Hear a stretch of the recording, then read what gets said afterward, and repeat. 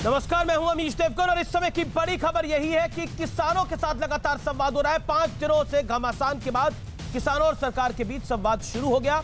दिल्ली के विज्ञान भवन में किसान नेताओं और सरकार के बीच दोपहर 3 बजे संवाद शुरू हुआ और इस वक्त की बड़ी खबर यह है कि यह बैठक खत्म हो गई है और अगली बातचीत अब 3 दिसंबर को होगी। यानी साफ है कि आज कोई बड़ा नतीजा नहीं निकल पाया है। आज की बैठक में कृषि मंत्री नरेंद्र सिंह तोमर के अलावा केंद्रीय मंत्री पीयूष गोयल भी शामिल थे और सूत्रों के हवाले से खबर आई है कि इस सरकार ने किसान संगठनों से 4-5 लोगों के नाम मांगे हैं। सरकार चाहती है कि एक समिति बनाई जाए, इसमें किसान के प्रतिनिधि हो, सरकार के लोग हों, कृषि एक्सपर्ट शामिल हो। इस समिति में नए कृषि कानून पर चर्चा होगी। हालांकि किसान चाह रहे हैं कि सरकार नया कृषि कानून पूरी तरह वापस ले, लेकिन इस पर सियासत भी जोरदार तरीके से हो रही है। राहुल गांधी कह रहे हैं कि अन्नदाता सड़कों पर धरना दे रहा है और सरकार झूठा भाषण दे रही है। ममता बनर्जी कह रही है कि नया कानून पूरी तरह से असंवैधानिक है। अखिलेश यादव कह रहे हैं कि जब से मोदी सरकार आई है किसान बेहाल हो गया है। लेकिन दूसरी तरफ सरकार किसानों से संवाद के जरिए पूरा मामला सुलझाने में लगी है। तो आज इसी पर होगी देश की सबसे बड़ी बहस, मोदी सरकार का मिशन किसान।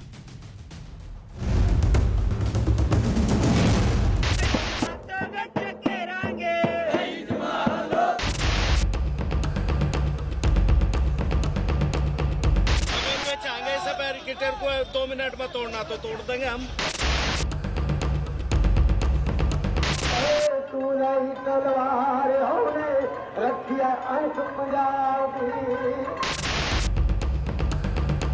अब छल से नहीं, गंगा जल जैसी पवित्र नीयत के साथ काम किया जा रहा है। सरकार की इसी नीयत और मंशा को समझाने के लिए सरकार और किसानों के बीच दिल्ली के विज्ञान भवन में संवाद हुआ।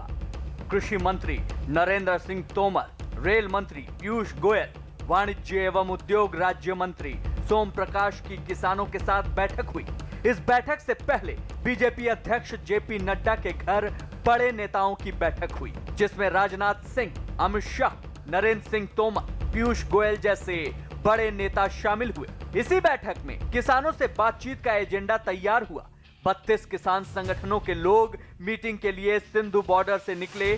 3 ग्रुप में करीब 35 लोग बातचीत के लिए आए। इसी बीच राहुल गांधी ने मोदी सरकार को घेरते हुए ट्वीट किया, अन्नदाता सड़कों मैदानों में धरना दे रहे हैं और झूठ टीवी पर भाषण।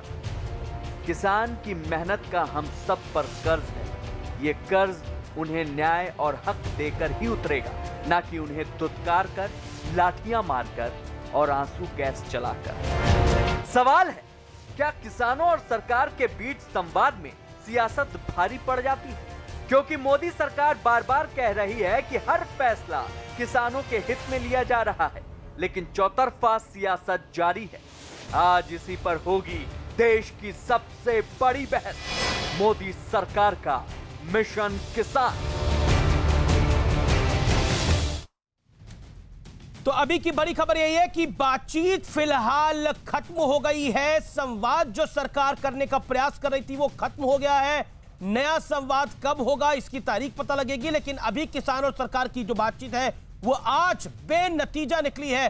3 दिसंबर को यह बातचीत फिर हो सकती है, जैसा सोर्सेस बता रहे हैं।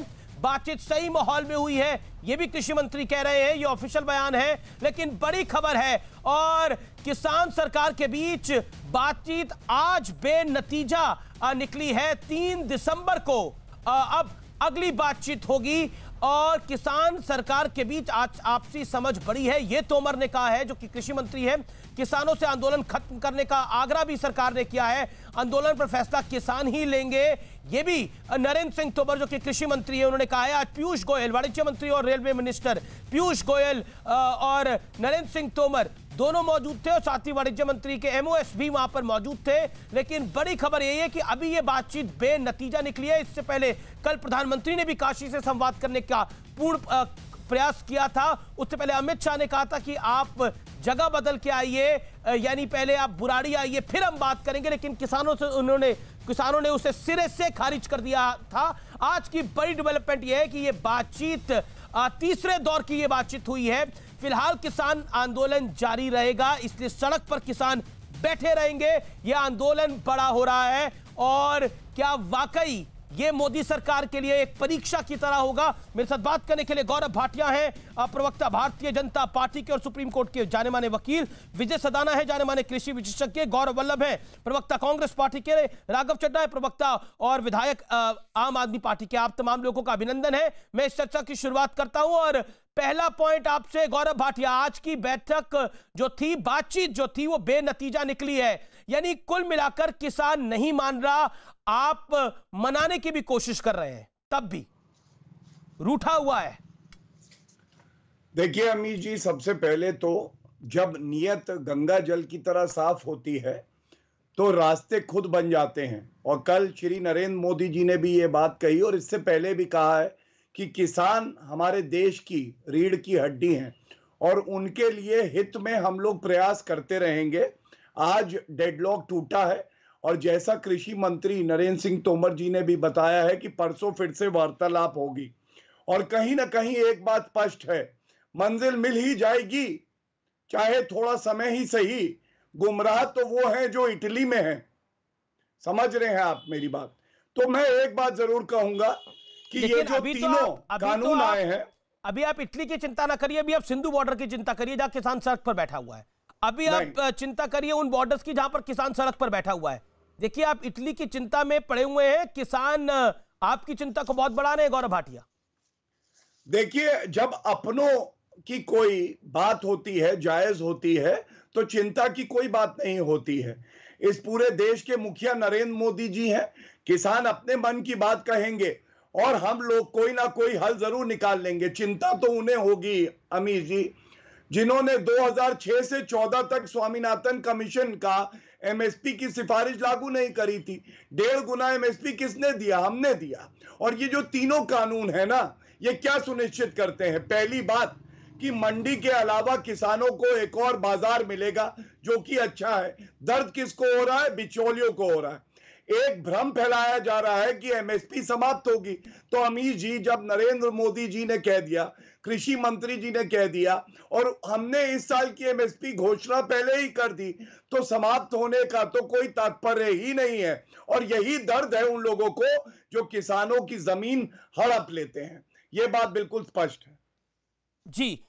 लेकिन इस समय की बड़ी खबर है, कांग्रेस सांसद रवनीत सिंह बिट्टू ने एक बड़ा बयान दे दिया है। रवनीत सिंह बिट्टू ने क्या कहा है, हम आपको पहले सुनाते हैं, फिर मैं आता हूं।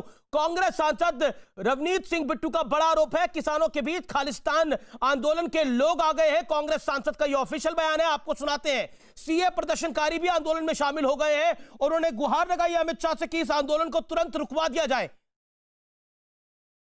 जो लोग कहीं ना कहीं एजिटेशनों में फेल हुए हैं, चाहे वो किसी यूनिवर्सिटीज़ के हों, चाहे कोई किसी और लोग हों जो एजिटेशन किसी तरीके से उनको जीत नहीं मिली, अब वो देख रहे हैं भी यहाँ पे बहुत भारी किसान आ चुके हैं, मजदूर आ चुके हैं, इसका फ़ायदा कैसे उठाएं। देशा ये है, कई लोग वहाँ पे, जैसे आप न्यूज़, खालिस्तान के लोग 4 केसरी परने और झंडे लेके आ गए। 4 कहाँ 5 लाख 10 लाख लोग, कहीं 4 लोग 5 लोग। तो मीडिया पे कवरेज क्या आ गई भी खालिस्तानी लोग बैठे, यहाँ पे कोई दंगा ना हो, यहाँ पे कोई लड़ाई ना हो, यहाँ पे कोई ऐसा माहौल ना बन जाए जिसमें देश में आग लग जाए। इसलिए सियानफ समझदारी इसमें है, अमित शाह जी आप इंटरवीन करके इसे खत्म करें। बेसिकली उन्होंने बोला है कि कुछ लोग जो ऐसे तत्व हैं जो देश में शांति नहीं चाहते, वो आ गए हैं, लेकिन बड़ी तादाद में किसान ही है। मैं सीधा आपका रुख करना चाहता हूं इस पर गौरव भाटिया, और आपका फर्स्ट रिएक्शन लेना चाहता हूं रवनीत सिंह बिट्टू के बयान पर। न्यूज़ 18 इंडिया से एक्सक्लूसिवली बात करी है इन्होंने। देखिए अमीर जी, बिल्कुल मैं इतना ही कहूंगा कि आंदोलन जो है वो संवैधानिक दायरे में रह के होना चाहिए, उसमें हिंसा नहीं होनी चाहिए, और जो भी प्रदर्शन हो उसकी आड़ में देश की सुरक्षा पे कहीं ना कहीं अगर कोई घात करता है तो वो उचित नहीं है। और जो आंदोलन कर रहा है, ये उसको भी सुनिश्चित करना है कि कौन आंदोलन का हिस्सेदार है, कौन नहीं है। और कुछ बहरूपिये भी होते हैं, जैसे पॉलिटिकल पार्टी कांग्रेस की आदत है कि वो रेंट कॉज की तरह कूद जाती है किसी भी प्रदर्शन में। तो मैं इतना ही कहूंगा, हम लोग संवेदनशील हैं, किसानों से बात चल रही है और किसान हमारे भाई हैं, उनकी जो भी जायज मांग होगी वो पूरी की जाएगी, ये बात बिल्कुल स्पष्ट है। लेकिन मैं गौरव वल्लभ आपका रुख करता हूं। जो रवनीत सिंह बिट्टू ने बोला है वो बड़ा बयान है एक मेंबर ऑफ पार्लियामेंट का। What is your first reaction to this? आप ही की पार्टी के सांसद हैं। जी अमीश जी, मैं आपको उन्होंने जो बोला वो भी समझा देता हूं, और समझ मैं और हमारी पार्टी क्या बोल रही है उन्होंने क्या बोला, आप अपनी बात को रखिए। भाई साहब, या तो आप सवाल मेरे से पूछिए या फिर मुझे जवाब देने दीजिए अमीश भाई। मैं जवाब दे सकता हूं अमीश भाई आपके शो में। जी जी प्लीज बोलिए। जी जी जी, मैं ये कहना चाहता हूं, पिछले 7 दिन से इस भयंकर सर्दी में लाठी की परवाह किए बिना, आंसू गैस की परवाह किए बिना, पानी की, ठंडे पानी की बौछारों की परवाह किए बिना अगर किसान सड़क पर है तो वो क्या बोल रहा है? वो कह रहा है कि आपने जो एपीएमसी को बाईपास करके प्राइवेट मंडियां जो अपने सूट बूट के दोस्तों की खुलवाने का जो प्रयास आप इन 3 काले कानूनों में कर रहे हो, मुझे उसमें एमएसपी कहां मिलेगी? इस सरल से सवाल का भारत सरकार किसानों को उत्तर क्यों नहीं दे सकती? अगर उन्हें ये बता दे कि भाई एमएसपी नहीं मिले तो गौरव भाटिया जी के घर पे जाना है, प्रधानमंत्री जी के घर पे जाना है, कौन से विभाग में जाके अपनी दरखास्त करनी है और अपनी फसल की एमएसपी लेनी है, ये उनका सरल सवाल है। यदि इस सवाल का उत्तर नहीं है तो ये निश्चित तौर पे माना जा रहा है कि जो ये 3 काले कानून है जो कि किसानों की खेती और किसानों की जमीन सूट बूट के दोस्तों पे के हवाले करने का काम किया जा रहा है। मेरा तो इतना सा कहना और हिंदुस्तान के किसानों का भी यही सरल सवाल है कि मेरी एमएसपी मुझे कहां मिलेगी? अगर सूट बूट का दोस्त एमएसपी नहीं देता है तो भारत सरकार के किस प्रावधान में उसको जेल होगी? ये तीनों काले कानून मेरे सामने पड़े हैं अमीश भाई। इसमें कौन से पेज में, कौन से क्लॉज में, कौन से सब क्लॉज में लिखा हुआ है कि एमएसपी मिलेगी? मुझे ये बता दो। ये जो भाटिया जी यहाँ बैठे हैं इनसे भी पूछ लीजिए, और अमीश भाई और भी कोई एक्सपर्ट है तो उनसे भी मुझे पूछ के और हिंदुस्तान के किसानों को जवाब दे दीजिए। अगर इस बात का उत्तर नहीं है आपके पास तो तुरंत प्रभाव से इन तीनों काले कानूनों को वापस लें और किसानों को पूर्व जैसी स्थिति आके वापस दे, क्योंकि यही वो मेहनत कश लोग है। जब देश की पूरी जीडीपी गिर रही थी, नकारात्मक में जा रही थी, तो किसान एग्रीकल्चर ग्रोथ प्लस 3.4% मेंटेन करके बैठा था, और उसका बर्ताव क्या किया सरकार ने? उनके ऊपर 3 काले कानून थोप दिए। नंबर 1। नंबर 2, मेरा दूसरा सवाल है कि आप कॉन्ट्रैक्ट फार्मिंग लेके आए एक काले कानून में। हिंदुस्तान में एवरेज लैंड होल्डिंग किसान की 2 एकड़ से कम है। अब अमीश भाई, आप स्वयं एक जाने माने आर्थिक सरकार है, आपको पता है 2 एकड़ से कम लैंड होल्डिंग वाला किसान क्या कॉन्ट्रैक्ट को एनफोर्स कर सकता है? क्या कॉन्ट्रैक्ट पे प्राइस नेगोशिएशन कर सकता है? ये सीधा सादा आपने गौरव वल्लभ, अब आपने अपनी बात को रखा, आपने अपनी बात गौरव वल्लभ जी आपने अपनी बात को रखा। बिल्कुल आपके कई वाजिब सवाल हैं और उसका जवाब गौरव भाटिया भी देंगे। और आपने बोला कि कृषि एक्सपर्ट, तो एक हमने कृषि एक्सपर्ट विजय सदाना को बुला भी रखा है जो कि बहुत विश्वविख्यात कृषि एक्सपर्ट है। मैं आपसे पूछ रहा था, रवनीत सिंह बिट्टू की जो कंसर्न है वो भी बड़ी कंसर्न है कि कुछ एंटी इंडिया एलिमेंट्स आ गए हैं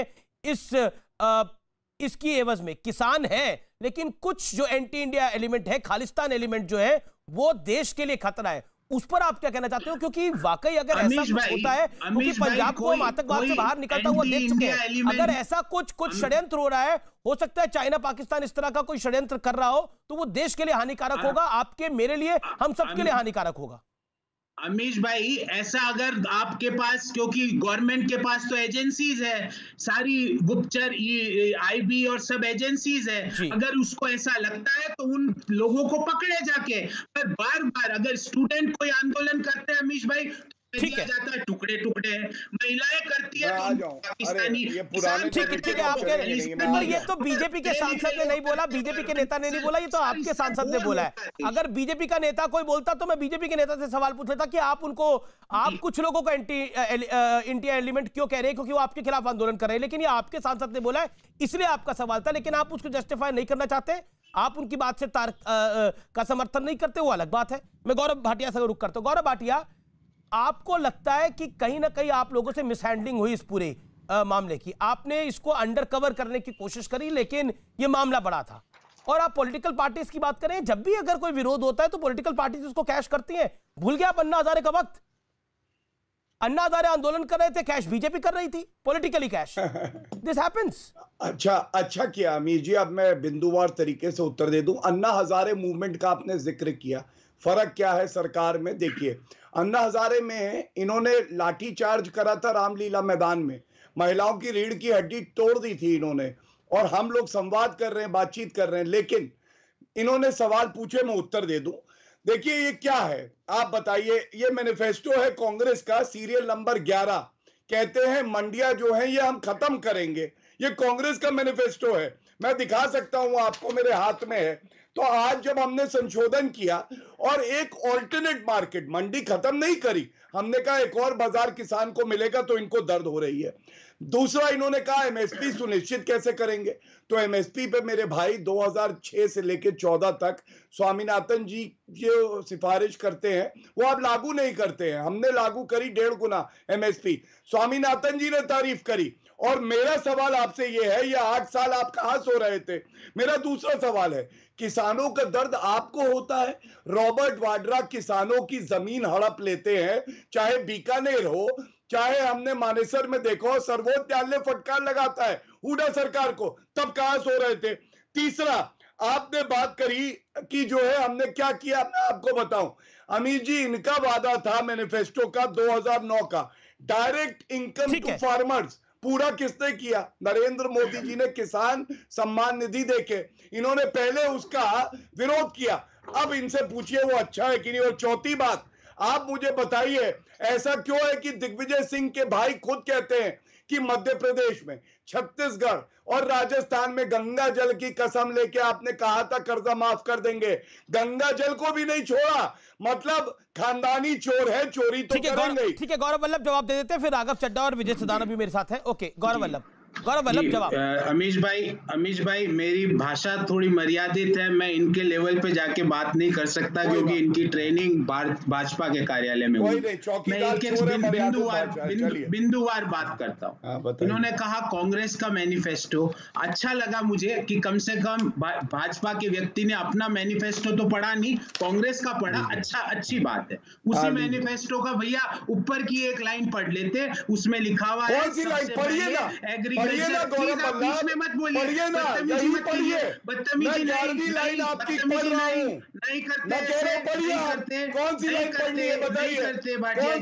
नहीं करते, थोड़ा सा बदतमीजी नहीं करते, संयम से ऐसे नहीं करते। कौन सी लाइन पढ़ो ना, मैं तो लेके बैठा हूं। सीरियल नंबर बताओ ना, सीरियल नंबर बताओ ना, क्यों बेकार की बातें कर रहे हैं? आप लाइन पढ़िए ना करिए, बीच में मत बोलिए, बीच में मत बोलिए। लाइन पढ़नी है, चुनौती दे रहा हूं। पढ़िए, मैं चुप क्यों नहीं पढ़ते हैं? आप जब मुझे समय दें, जब कांग्रेस विल रिपील मुझे समय दे, जब मुझे समय दे दीजिएगा, मैं अपनी Gaurav Bhatia allow him to make his point. आपने अपनी बात को रखा, आपने उनके मैनिफेस्टो का जिक्र किया, वो अपने मैनिफेस्टो को जस्टिफाई कर रहे हैं। Allow him to make his point. तो उनकी लाइन तो पढ़वा दीजिए, कौन सी लाइन बोल रहे हैं, कौन सी लाइन, ये पूछिए उनसे। ठीक है वो बताएंगे ना। अच्छा गौरव वल्लभ आप बता दीजिए कौन सी लाइन बोल रहे हैं, कौन से पेज की बोल रहे हैं, कौन सी लाइन बोल रहे हैं, बता दीजिए। मैं आपको बता रहा हूं, ये पॉइंट नंबर 7 हमारा जो मैनिफेस्टो पढ़ रहे हैं, मैं पॉइंट नंबर 6 की से लाइन बोल रहा हूं, समझ गए भाटिया जी? पढ़ो उसको, मैं पढ़ दीजिए, जल्दी पढ़िए, क्या लिखा है उसमें? नहीं है, तमीजी नहीं होती TV channel. Farmer markets with adequate infrastructure and support in large villages and small towns to enable the farmer to bring his or her produce and freshly market the same. तो ये मेरे मैनिफेस्टो से मैं बोल रहा हूँ। कहने का मतलब, अंग्रेजी को हिंदी में कर देता हूँ भाटिया जी, इसका मतलब ये हुआ कि कांग्रेस पार्टी सबसे पहले छोटे कस्बों में और गांवों में एग्रीकल्चर मार्केट बनाएगी, उसके बाद रिफॉर्म की बात सोचेगी। आपकी तरह सूट बूट के दोस्तों को किसान की खेती हवाले करने की बात नहीं सोचेगी। दूसरी बात, आपने मेरे से पूछा कि एमएसपी हमने दी स्वामीनाथन कमीशन की, हमारे एक्सपर्ट बैठे हैं, ये बता देंगे स्वामीनाथन कमीशन ने C2 आपने क्या दिया ये तो बताइए, आपने लागू करा था क्या? इस प्रश्न का उत्तर दीजिए, हमने क्या दिया? छोड़िए, आपने दिया क्या? बीच में नहीं बोलते, शांति से मल्लभ जी झूठ नहीं बोलते। ये भाजपा झूठ बोले कौवा काटे, जैसे रॉबर्ट वाड्रा को काटा था। आपने लागू करी, हमने क्या दिया? मैं कहता हूँ आप छोड़ दीजिए। दर्शकों को क्या समझ में आएगा अमीश भाई? मैं तो अपनी एक एक करके अपने उत्तर दे रहा हूं। मैं आप बोलिए, मैं 2 सवाल पूछता हूं। मैंने ये पूछा कि एमएसपी कहाँ मिलेगी? भाटिया जी के घर में मिलेगी, भाटिया जी के कार्यालय में मिलेगी, भाजपा के कार्यालय में मिलेगी, नड्डा साहब देंगे, मोदी जी देंगे, कौन देगा एमएसपी? और कहाँ लिखा हुआ है? ये तीनों तो बिल है, काले कानून है, इसमें कहाँ लिखा हुआ है कि किसान को एमएसपी नहीं मिलेगी? तो जो व्यक्ति किसान की उपज खरीदेगा, भले ही वो सूट बूट का दोस्त भी क्यों ना हो आपका, उसको जेल होगी। इस सरल सवाल का जवाब मुझे शो खत्म होने से पहले जरूर देके जाइएगा। आप गलोच आप करते जाइए, अगर आपको अच्छा लगता है। ठीक है मैं उत्तर दे दूं। ठीक है, राघव चड्ढा और विजय सदाना भी इंतजार कर रहे हैं। ठीक है गौरव भाटिया, मैं आपके पास वापस आऊंगा। राघव चड्ढा और गौरव भाटिया भी, गौरव भाटिया, मैं राघव चड्ढा और विजय सदाना भी इंतजार कर रहे हैं। जरूर। राघव चड्ढा, ये कानून काला है जैसा कांग्रेस कह रही है, लेकिन इस काले कानून को जिसमें आम आदमी पार्टी भी कह रही है कि ये वापस होना चाहिए, लेकिन मेरे पास एक दिल्ली का राजपत्र है, दिल्ली गैजेट है, जिसके अंदर मंडे 23 नवंबर को ये कानून लागू करे गए हैं। क्या कहना चाहते हैं आप? और अब आप कह रहे हैं कि आप इसका विरोध कर रहे हैं। मैं ये कहना चाहता हूं अमित जी कि ये भारतीय जनता पार्टी और कांग्रेस पार्टी मिलकर इस प्रकार का झूठा प्रोपेगेंडा चला रहे हैं। ये जो गैजेट नोटिफिकेशन आपके हाथ में है, ये वही है, अगर जो मैं समझ पा रहा हूं तो इस गैजेट नोटिफिकेशन का इन 3 काले कानूनों से कुछ लेना देना नहीं है, पहली बिंदु। दूसरी बिंदु, आज स्थिति ये है कि भाजपा ने कहा कि 9 जेल बनाई जाएं दिल्ली में ताकि किसानों को हम भर्ती करें। केजरीवाल सरकार ने मना कर दिया जेल बनाने से, तो भारतीय जनता पार्टी हमसे परेशान है। कांग्रेस पार्टी की तो हम वैसे ही बखिया उधेड़े रखे हैं, जो बता रखे हैं कि कांग्रेस पार्टी वो पार्टी है जिसने खुद एक हाई पावर्ड कमेटी में, कैप्टन अमरिंदर जिस कमेटी के सदस्य थे, उस कमेटी में कहा था कि ये 3 काले कानून बनने चाहिए और लागू होने चाहिए। अपने मैनिफेस्टो में भी कहा था, भाजपा ने भी कहा। ये दोनों पार्टियां मिलकर ये तीनों काले कानून लगाना चाहती हैं। दूसरी तरफ आम आदमी पार्टी ना जेल बनने दे रही है, वहां बॉर्डर पर लोगों की सेवा कर रही है, ना काले कानून लागू होने दे रही है। इनके पेट में हो रहा है दर्द। अब ये अनर्गल झूठ बयानबाजी कर रहे हैं। आज स्थिति बड़ी स्पष्ट है अमीर जी। स्थिति ये है कि किसान कह रहा है, ये जो गैजेट था जो आप कह रहे हैं कि ये कुप्रचार है भारतीय जनता पार्टी का और कांग्रेस का, कई सारे कांग्रेस के हैंडल से और कई सारे बीजेपी के प्रवक्ताओं के हैंडल से ये ट्वीट हुआ है। मैं आपसे ये जानना चाह रहा हूं, मैं आपसे जानना चाह रहा हूं, ये गैजेट क्या है? फिर बता देता, स्पष्टीकरण दे दीजिए आप।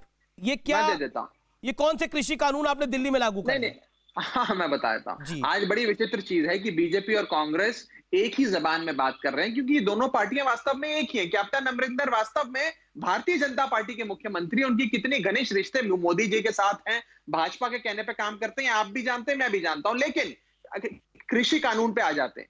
अगर केजरीवाल सरकार ने ये तीनों काले कानून लागू किए होते तो क्या दिल्ली का किसान आज आंदोलन नहीं कर रहा होता? क्या दिल्ली की किसानों के जत्थे आज केजरीवाल साहब के घर के बाहर नहीं बैठे होते? आज अपनी नाकामी छुपाने के लिए, केजरीवाल साहब को बदनाम करने के लिए इस प्रकार की झूठी बिल्कुल ये बदनाम होगा। मैं जानना चाह रहा हूं कि आपकी सरकार ने ये कौन सा गैजेट रिलीज किया था 23 नवंबर सोमवार को? मैं आपको अधिकृत तौर पे, पार्टी का अधिकृत सरकार का विधायक होते हुए ये कहना चाहता हूं, इस गैजेट नोटिफिकेशन का, अगर मैं समझ पा रहा हूं जो आपके हाथ में, इसका 3 काले कानूनों से कुछ लेना देना ही नहीं है। और मैं आज अनुरोध करना चाहूंगा भाजपा और कांग्रेस के साथियों को, अपनी स्थिति स्पष्ट करें। हम तो कह रहे हैं कि मरते दम तक ये तीनों काले कानून दिल्ली में ना लागू हुए ना लागू होने देंगे। आपने क्यों सहमति दे डाली? कांग्रेस क्यों, कैप्टन अमरिंदर क्यों समिति का हिस्सा बन दिए? क्यों मोदी सरकार ने अपने मैनिफेस्टो में इसे लिख दिया और ये काले कानून लागू करने पे आतुर है? आज भाजपा और कांग्रेस एक ही कटघरे में खड़े हैं और अरविंद केजरीवाल पर हमला कर रहे हैं। मैं इनसे पूछना चाहता हूं कि क्यों आप लोग ये काले कानून लागू करना चाहते हो? और आज एक ऐसी स्थिति बनाई है कि मोदी जी के जो मित्रों हैं, मित्रों को सुबह अपॉइंटमेंट मांगे, शाम को समय मिल जाता है प्रधानमंत्री से मिलने का। बेचारा देश का किसान सर्दी के समय, आपने दोनों पार्टियों पे हमला बोला है। मैं पहले Gaurav Bhatia respond to Raghav Chadha, then Vijay Sadana ji, then Vijay Sadana agriculture expert के पास मैं आऊंगा। फिर गौरव भाटिया, देखिए, मैं कांग्रेस और आपके प्रवक्ता दोनों की बातों का उत्तर दे दूं। सबसे पहले तो इनको तो विधिक जानकारी भी नहीं है। ये कह रहे हैं हम कानून लागू नहीं होने देंगे। जो संसद का पारित कानून होता है, क्या आप वो लागू नहीं होने देंगे? क्यों ऐसी बात करते हैं? और दूसरी बात, किसानों के हितैषी आपकी पार्टी, गजेंद्र सिंह किसान, याद है 2 घंटे तक उसका शव पेड़ से लटका रहा और आपके पार्टी लीडर देखते रहे, वो किसान के शव को उतारा नहीं, इनका रैली चलती रही। ये है आम आदमी पार्टी। दूसरी बात, अब मैं आता हूं कांग्रेस पार्टी पे। कांग्रेस पार्टी के 2009, 14 और 19 के मैनिफेस्टो देख लीजिए गौरव जी, सारे दर्शकों को बता दीजिएगा कहां पे आपने कहा था एमएसपी जो है हम एक कानून लाके लागू करेंगे। अरे लागू हमने किया, तो अभी भी आपको दर्द हो रहा है। और दूसरी बात, आप मुझे यह बताइए, आपके समय में तो अनाज सड़ रहा था, सर्वोच्च न्यायालय ने कहा आप अनाज गरीबों को बांट दीजिए, ये सड़ जाएगा, वरना वो समय आप भूल गए। आज कम से कम हमें गर्व है अमीर जी कि मंडी तो रहेगी, लेकिन उसके साथ एक और बाजार दिया है। जो बिचौलिए हैं, जो कांग्रेस पार्टी में घुसे हुए हैं, रॉबर्ट वाड्रा जैसे, उनको दर्द हो रहा है इन 3 कानूनों से। और तीसरी बात, एमएसपी हटेगी नहीं, ये बात प्रधानमंत्री जी ने भी कही है, इसलिए हम बातचीत से हल निकालेंगे। लेकिन ये जो लूटने वाली सरकार थी, ये लोग जो है कहीं ना कहीं मछली की तरह है जो जल के बिना नहीं रह सकता, और कांग्रेस जो है वो कमीशन के बिना नहीं रह सकती। Okay okay okay okay Raghav Chadha, quickly respond to Gaurav Bhatia. अगर मैं फैक्ट्स पे बात करता हूं, अगर गौरव जी ये कह रहे हैं कि एमएसपी नहीं हटेगा, तो मुझे बता दीजिए इन तीनों काले कानूनों में ये कहां लिखा है कि अगर एमएसपी पे अगर कोई व्यक्ति किसान से नहीं खरीदता है तो वो गैर सेक्शन 5 पढ़ी है, ये कहां लिखा है कि एमएसपी, सुन लीजिए हमारी बात, मैं आ जाऊंगा, मैं सारे सेक्शन पढ़ाता हूं अभी आपको, रुक जाइए, अभी सारे पढ़ाऊंगा आपको, मुझे मत पढ़ाइए, अरविंद केजरीवाल आज आपको सेक्शन भी, अभी सेक्शन भी समझाऊंगा, वकालत भी समझाऊंगा। मैं आपके बीच में नहीं बोल रहा, देखिए सुन लीजिए शांत हो जाइए, मैं लाया हूं सारा, आप एक बार शांत हो जाइए। पहले मैं आपके बीच में नहीं बोला था ना, मैं आपके बीच में नहीं बोला था। देखिए मैं चिल्लम चिल्ली की बहस में हिस्सा नहीं लेता हूं, इनको शांत करा दीजिए। अरे नहीं मैं बस समझा देता हूँ आपको। एम्पावरमेंट एंड प्रोटेक्शन एक्ट का सेक्शन 5 आज भारतीय जनता पार्टी, मैं वही पढ़ रहा हूँ, आज भारतीय जनता पार्टी ऐसी, देखिए आप बोलने नहीं दे रहे। अच्छा गौरव भाटिया उनको 30 सेकंड बोलने दीजिए, गौरव भाटिया उनको 30 सेकंड बोलने दीजिए। राघव चड्ढा बोलिए 30 सेकंड। देखिए हम पढ़े लिखे ईमानदार भले लोग हैं, हम ऐसी सड़क छाप बहस नहीं करते हैं, हम इस प्रकार से सड़क छाप रवैया नहीं करते हैं। तो मुझे जरा बोलने दीजिए अमित जी, मुझे बोलने दीजिए। अच्छा गजेंद्र सिंह पे उत्तर दीजिए जिसकी लाल लटकी रही। ठीक है, आज मेरा निवेदन है, आप दोनों अपनी पार्टी के सम्मानित नेता हैं, प्रवक्ता हैं, तो मुझे लगता है कि अरविंद केजरीवाल होंगे। ठीक है गौरव भाटिया, आपने भी बदला चुका दिया, उन्होंने सड़क छाप आपको बोला, आपने उनके नेता को सड़क छाप बोल दिया, उनको सड़क छाप बोल दिया। हो गया जो उतारना था उतारनी थी, उतर गई। अब आगे की बात कर लेते हैं। राघव चड्ढा, मेरा सवाल ये है आपसे, राघव चड्ढा आप सारी बातों का जवाब दे दीजिएगा। राघव चड्ढा, मेरा सवाल आपसे ये है कि आप तब तक नहीं जागे थे आंदोलन के बारे में जब तक पंजाब से किसान चले नहीं थे, उससे पहले आपको लग ही नहीं रहा था ये विषय है? क्या ये सत्य नहीं है बात? आप मौके पे चौका मार रहे हैं।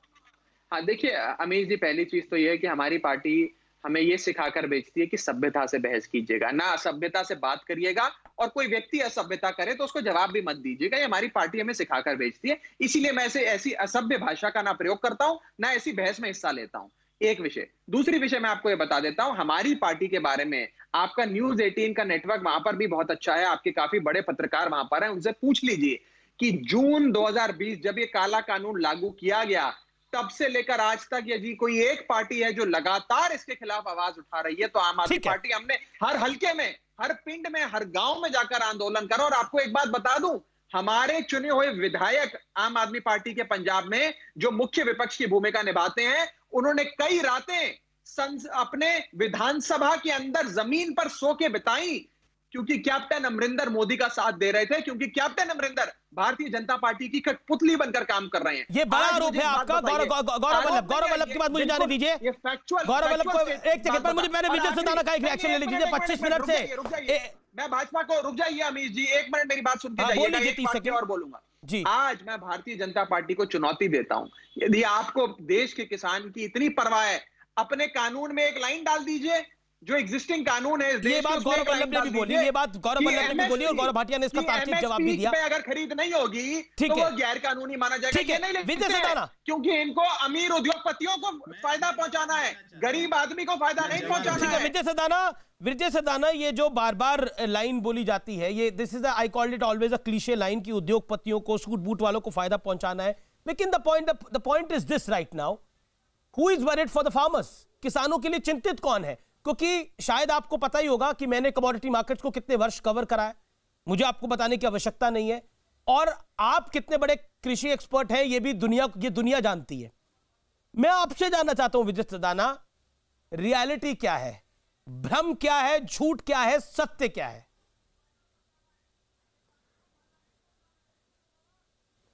अमीर जी, बहुत महत्वपूर्ण सवाल है और निवेदन है कि बाकी पैनलिस्ट मुझे बोलने का मौका देंगे। मैं पिछले 28 मिनट से सबको सुन रहा हूं, बिल्कुल, तो मुझे कम से कम 3 मिनट का मौका देंगे।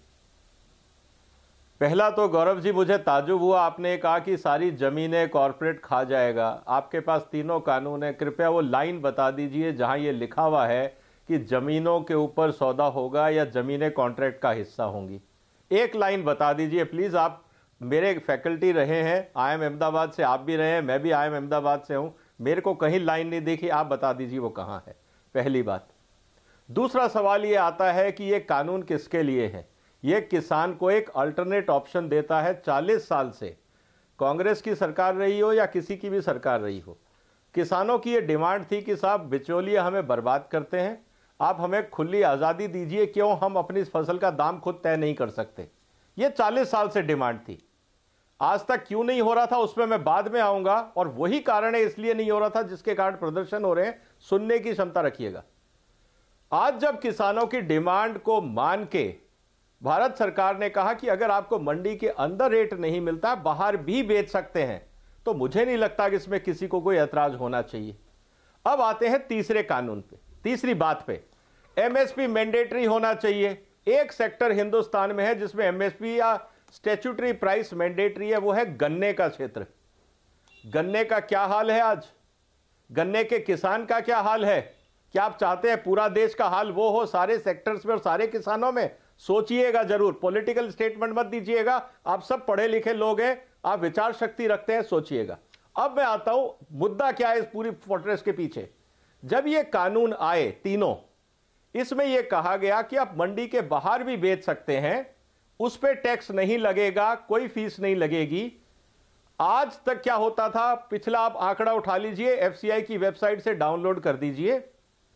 पंजाब के अंदर 3,500 करोड़ रुपए FCI ने बिचौलियों को दिए हैं।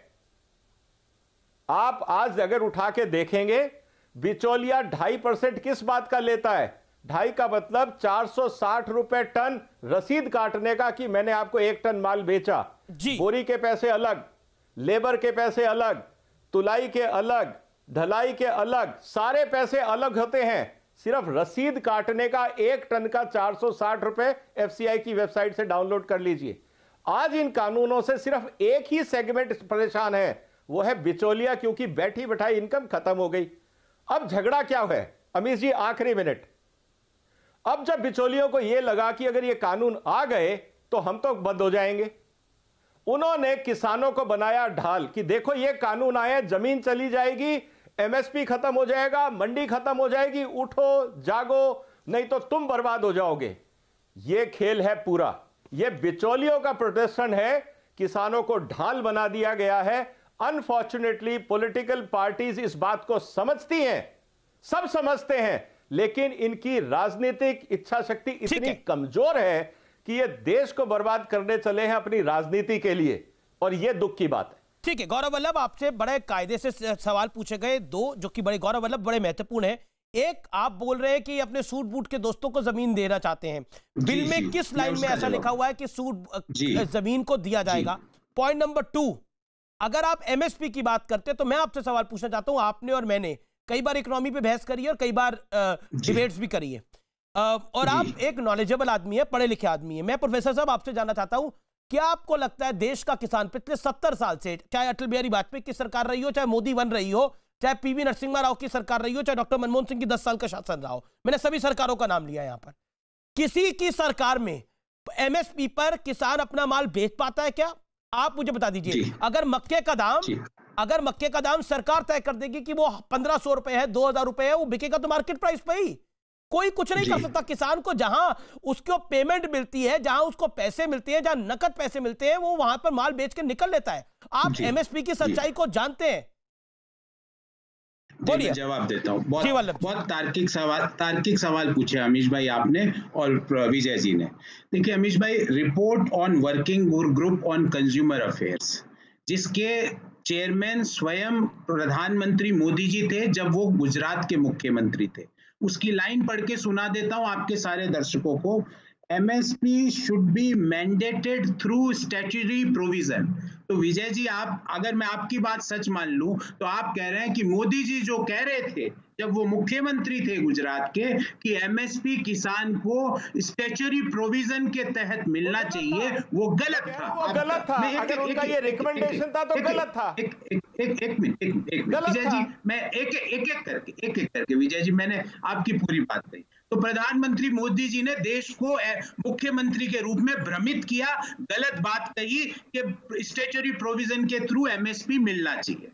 दूसरी बार अमीश जी आपने 2 सवाल पूछे और विजय जी ने कहा कहां लिखा हुआ है पॉलिटिकल ओपिनियन हो सकती है, कानून नहीं है वो। प्लीज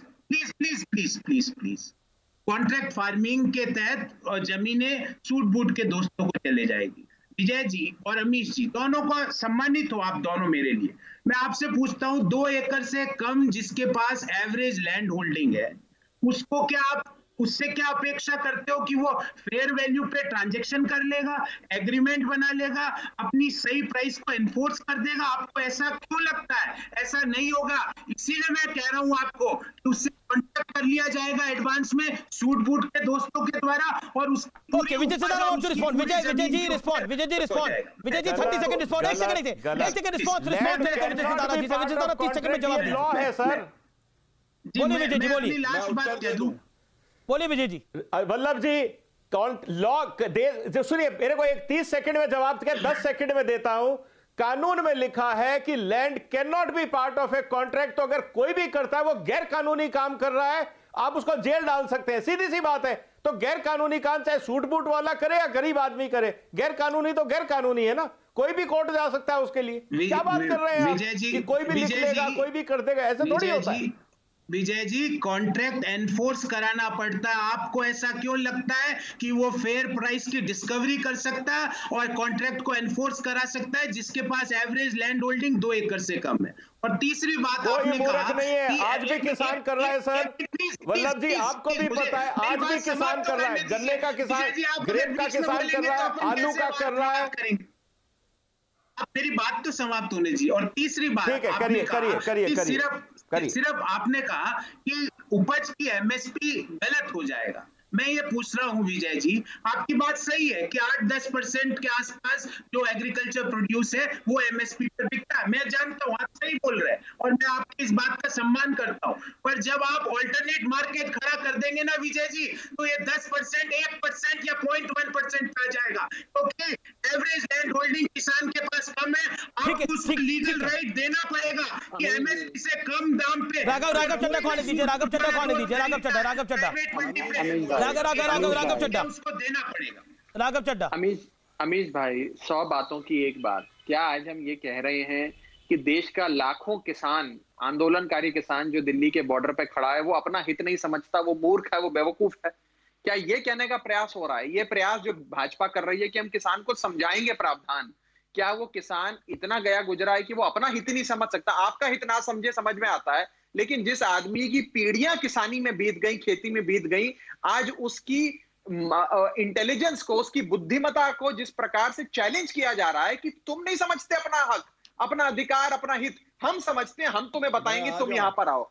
आज मैं आपको ये स्पष्ट करना चाहता हूं, ये तीनों काले कानून देश में किसान को भी और किसानी को खत्म कर देंगे। मुझे एक बात बताएं, आज आप एक ऐसे कानून को लाते हैं जिसका विरोध, एक मिनट, जिसका विरोध, बात खत्म कर रहा हूं, लाइन तो बताओ। एक ऐसा काला, एक शांत हो जाइए, आपके बीच में मैं नहीं बोला था। एक ऐसा काला कानून अमीश भाई जिसका विरोध RSS का खुद का भारतीय किसान संघ कर रहा है, बीकेएस भी इसका विरोध कर रहा है, जो इनका अपना संगठन है, इनकी पेरेंट ऑर्गेनाइजेशन है, इनका आइडियोलॉजिकल गुरु है, नहीं कर रहा। मेरे साथ सुबह पैनल में थे, समर्थन कर रहे हैं। ये काले कानून जो है ये बर्बाद कर देंगे देश को, किसान को। अगर ये अपने ही बीकेएस को, भारतीय किसान संघ को नहीं समझा सके मेरे साथ तो देश के किसान को क्या समर्थन कर रहे हैं। क्या बात कर रहे हैं? शांत हो जाइए, आपके बीच में कोई नहीं बोली, थोड़ी सभ्यता से बहस करिए, हम आपके बीच में नहीं बोले थे।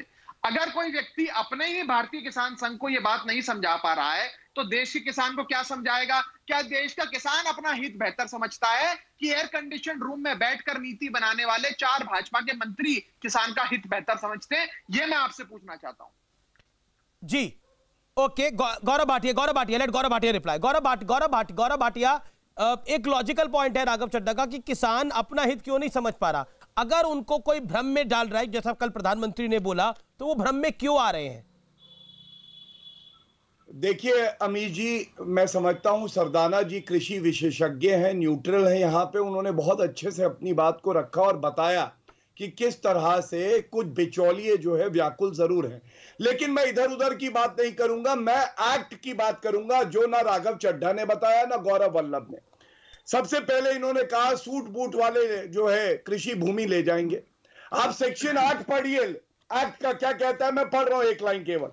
Sponsor prohibited from acquiring ownership rights और making permanent modification on farmers land और प्रेमिसेस। मतलब किसान की भूमि कोई नहीं ले सकता। सेक्शन 15 क्या कहता है कि रिकवरी नहीं हो सकती किसान से।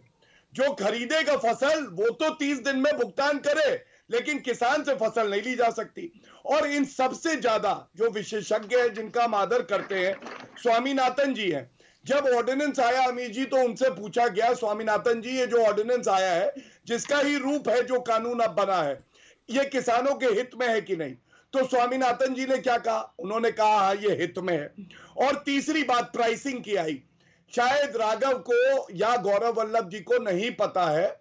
आप बताइए, मंडी में तो एमएसपी पे ही उठाया जाएगा और मंडी के बाहर अगर कम मूल्य मिलेगा तो किसान बेचेगा नहीं। और तीसरी बात, सेक्शन 5 पढ़िएगा। आपने तो राघव जी नहीं बोला और मैं आपको कोई अनपढ़ गवार मूर्ख ये सब नहीं बोलूंगा। सेक्शन 5 पढ़िएगा, जो प्राइस है अग्रीमेंट में लिंक किया जा सकता है, तो बेहतर प्राइस ही पाएगा किसान।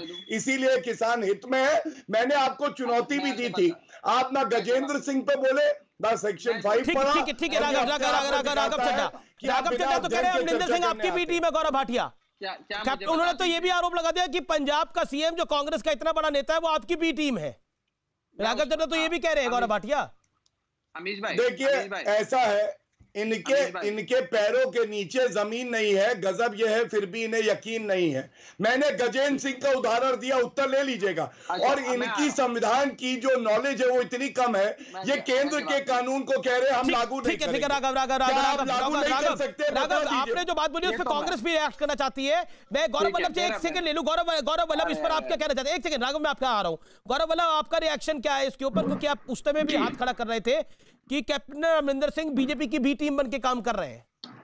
देखिए, ये नामकरण करना, किसानों को पाकिस्तानी बोलना, पढ़े लिखे लोग आंदोलन करें तो अर्बन नक्सल, अगर ट्राइबल लोग आंदोलन करें तो नक्सलाइट, ये इनकी वैचारिक, इनकी मतलब प्रीफेस है, जिसकी बुनियाद है, जिसके ऊपर ये अपने राजनीति करते हैं। मैंने तो सिंपल सा सवाल पूछा था कि अगर ये लाइन जोड़ दी जाए कि किसानों को एमएसपी से कम खरीदना लीगली इलीगल हो जाएगा, तो क्या खराबी आ जाएगी? मुझे ये बताओ। तो किसान से कम नहीं खरीद सकते। Okay Raghav Chadha, 30 second, make your point, मुझे फिर ब्रेक लेना है। देखिए, सेक्शन 5 चिल्लाए जा रहे हैं भाजपा के प्रतिनिधि इस चैनल पर। क्या मुझे बताइए, वो किसान जो आज वाटर कैनन खाकर, आंसू गोले खाकर इतने 100 किलोमीटर चलकर बॉर्डर पे आया, क्या उसने सेक्शन 5 नहीं पढ़ा? क्या उस बेचारे किसान ने सेक्शन 5 नहीं पढ़ा? क्या वो पढ़ाई लिखाई नहीं जानता है? क्या वो इतना गया गुजरा है तो वो अपना इतना समझ सकता है? ये सेक्शन 5 ला रहे हैं। सुन लीजिए, मैं बोल रहा हूँ, मैं आपके बीच में नहीं बोल रहा, मुझे बात मैं सुन लीजिए। अब देखिए अमीश भाई, ऐसे तो बहस नहीं हो पाएगी। आप थोड़े अगर संयम से बहस कराएं तो हम बात रखेंगे अपनी। इस प्रकार से हमारी आवाज को गौरव भाटिया, जब आप बोल रहे थे तो राघव नहीं बोले। राघव अपना हाथ खड़ा कर रहे थे। Let Raghav make his point, give him 30 second. ना गरीब किसान को बोलने देते हैं, ना आम आदमी की पार्टी को बोलने देते हैं। हमारी बात भी सुन लीजिए। हम ये कहना चाह रहे हैं अमीश भाई कि क्या वो गरीब किसान सेक्शन 5 नहीं समझता? क्या उसने कानून नहीं पढ़ा? क्या वो बेवकूफ है, मूर्ख है? ये बताया जा रहा है। मैं तो बड़ा स्पष्ट पूछ रहा हूं और मैं कह रहा हूं अगर आप लोग इतने ही पक्के हैं, आप इतने ही पक्के हैं अपने कानून को लेकर, तो कानून में ये डाल दीजिए कि अगर एमएसपी से नीचे यानी कि न्यूनतम समर्थन मूल्य जिसका खुद का प्रचार, मैं ब्रेक के बाद जवाब ले लेता हूं, मैं ब्रेक के बाद जवाब ले लेता हूं। विजय सदाना भी हाथ खड़ा करें, एक अंतराल ले रहा हूं छोटा सा, ब्रेक के बाद आर पार जारी है।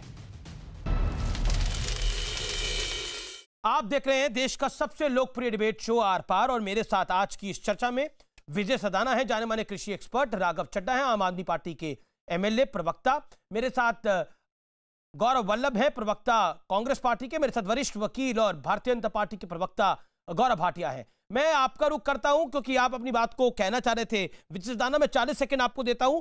क्या विजय सदाना आप कह रहे हैं कि इसमें पॉलिटिकल पार्टीज को पता है वो राजनीति कर रहे हैं, लेकिन राघव चड्ढा का एक वैलिड सवाल है और जो गौरव वल्लभ ने भी कि किसानों को क्या अपना हित नहीं पता? किसान भी तो इस आंदोलन में शामिल है और बड़े पैमाने में शामिल है देश का किसान। बिल्कुल बिल्कुल सही कहा आपने, राघव चड्ढा जी ने सही कहा कि किसान पढ़ा लिखा है, सब कुछ जानता है, लेकिन उसके 2 मिनट पहले जब हम बात कर रहे थे लैंड होल्डिंग को लेके, कानून को पढ़ने की, तो कांग्रेस के प्रवक्ता ने ये कहा था वल्लभ जी ने कि किसान कहाँ पढ़ पाएगा, कहाँ नेगोशिएट कर पाएगा, उसको कैसे पता है कॉन्ट्रैक्ट क्या लिखना है। पहले तो आम आदमी पार्टी और कांग्रेस डिसाइड कर ले कि फार्मर के पास सक्षमता है या नहीं है किसानों को कानून पढ़ने की और नेगोशिएट करने की। पहला मुद्दा तो ये है, इससे 90% प्रॉब्लम सॉल्व हो जाएगी। रही बात, देखिए घूम फिर के बात कहां है, आप समझिए इस बात को। ये टैक्स पेयर का करीब 6,000-6,500 करोड़ रुपए जो एफसीआई मंडी टैक्स के रूप में जाता है मंडियों के व्यापारियों के हाथ में, अगर आप ये टैक्स फ्री कर देंगे तो ये 6,500 करोड़ की सालाना इनकम खत्म हो जाएगी। अब वो किसानों को, क्योंकि वो किसान बहुत सारे उनके उधार पे हैं, कुछ मेहरबानी पे हैं, किसी ने उधार लिया होगा, आप क्या समझते हैं कि जिसका 6,000 करोड़ रुपए जाएगा वो चुप बैठेगा?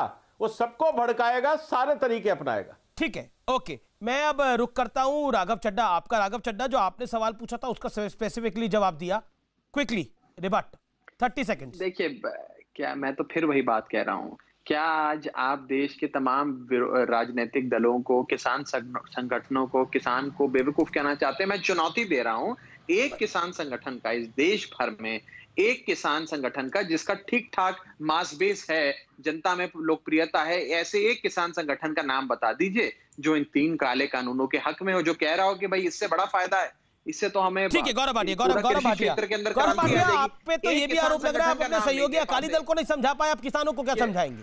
केवल सेक्शन नहीं, देखिए सबसे पहले तो मैं आ जाऊं। हाँ, आप अपने सहयोगी अकाली दल को नहीं समझा पाए, आप किसानों को क्या समझाएंगे?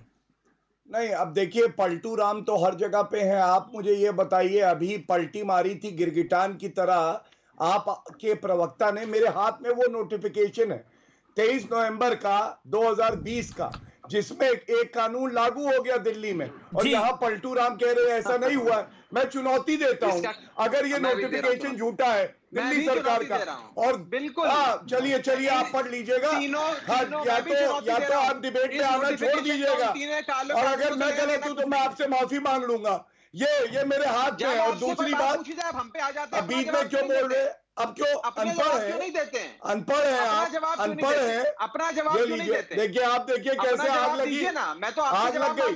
और दूसरी बात, अनिल जी दिया किसान को 2019 चुनाव में उनको भी जनता ने उनको भी 20 सेकंड दीजिए ना बात रखने के लिए। बोलिए गौरव भाटिया बोलिए। दिल्ली में दूसरी बात, इतना दूसरी बात, अच्छा सुनिए, किसका सुपड़ा साफ हुआ हम सबको पता है, चुप हो जाइए।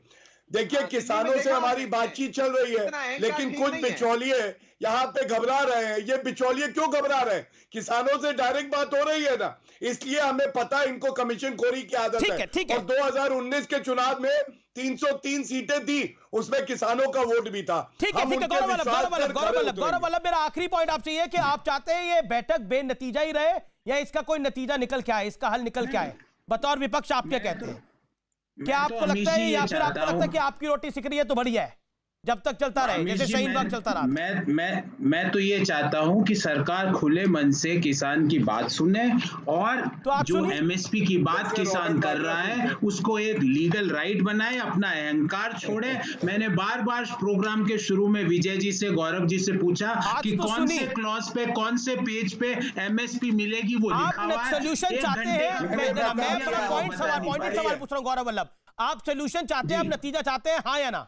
मैं बिल्कुल नतीजा चाहते हैं। किसानों के पक्ष में ये 3 काले कानून वापस लें और एमएसपी को लीगल राइट किसान को दें। ये आगे आप अपना एडजेक्टिव ना लगा दें कि वापस ले, आप नतीजा चाहते हैं। देखिए सरकार भी वापस कानून को नहीं ले रही है, ये सबको पता है, और दूसरी तरफ किसान जो है उनके साथ नेगोशिएशन चल रही है इस समय। आप तमाम लोगों का बहुत बहुत शुक्रिया।